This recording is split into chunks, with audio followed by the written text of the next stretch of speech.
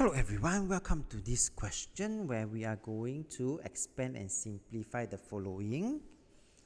And if we do see cases where we could apply special product, it is recommended that we do so. So in this case here, we do see that for part A, we can apply for this particular bracket here. We could apply a minus b bracket square is equals to a square minus 2ab plus b square. And so for this particular question here, then this is what we are going to do. We will have my 2x square minus 2 times my 2x times 1 plus 1 square. And we are going to simplify that first. Then we'll have 4x squared minus 4x plus 1. And after which, it is essentially just applying the distributive law of multiplication, where we will have 12x cubed. And when I multiply them, this will give me negative 16x squared. I will have my negative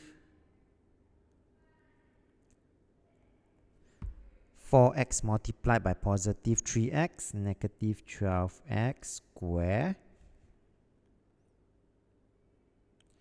And this will give me positive, negative times negative will be positive 16x. Also have this positive 3x and negative 4.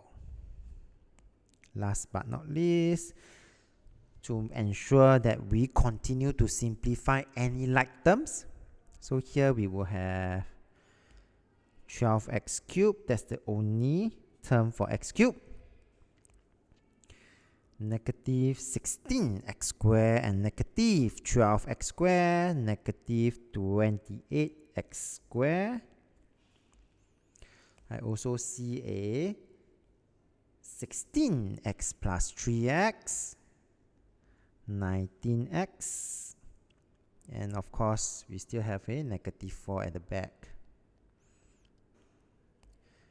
And that will be the answer for this example.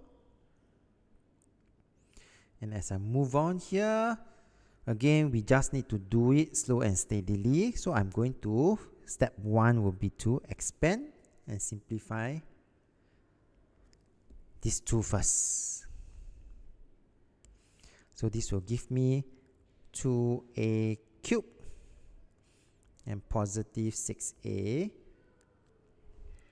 I still need to multiply by 4 minus a. So now, continue the distributive law.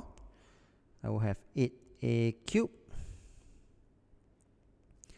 negative 2a power 4 positive 24a negative 6a squared.